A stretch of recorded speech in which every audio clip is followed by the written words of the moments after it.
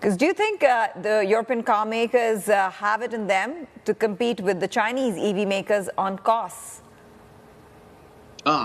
This is a very interesting question indeed. Honestly speaking, I'm not a big fan of Chinese EV autos. But honestly speaking, when we're talking about cost effectiveness and also the domestic market needs, you can see like the Chinese EV maker in the past 2 years, they just simply sell EV cars like hotcake, you know?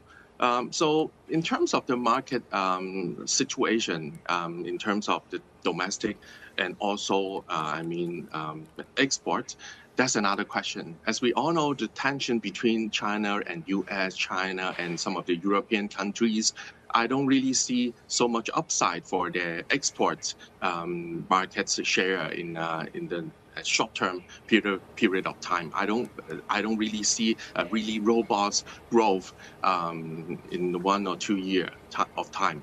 But in terms of the Chinese EV, they have a very good, as I said, cost effectiveness, so that they can sell their cars at a very low price point. But compared to some of the German car maker and even some of the Italian automaker, they have a very long tradition, and in terms of their long tradition, they can price even higher.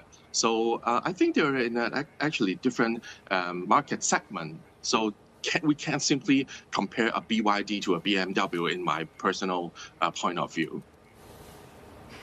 Yeah, and Volkswagen has Geely as well. But I've got to ask you, because, you don't like the EVs, and, it does appear to be that nations around the world, or I suppose cliques around the world, are going after every industry that China is subsidising incredibly heavily, whether it be, the chip industry, whether it be all the high-tech industries that they're looking for, or the EV industry. So is there a risk that there's going to be capital misallocation from the central authorities on the stimulus front? Because what is the problem right now in China is that the property market and ergo consumption. But if you're subsidising all these industries and then shipping out your oversupply, and that leads to further trade tensions, what's the net end result there? Well, in terms of the Chinese economy, what's happening right now, when we talk about the consumer expenditure and also like manufacturing and even export, actually export and manufacturing, it's actually doing quite good at the present moment. So in terms of EV, yes, you may say so, because some of the countries, they may complain about the really low price point EV automakers may damage the domestic auto industry. So this is one of the old saying from some of the European and also American countries. But in my personal point of view, I do really see that some of the countries, they also do something to support their local economy. Like even US, they have like the semiconductor fund, they support the local economy. So this is happening worldwide.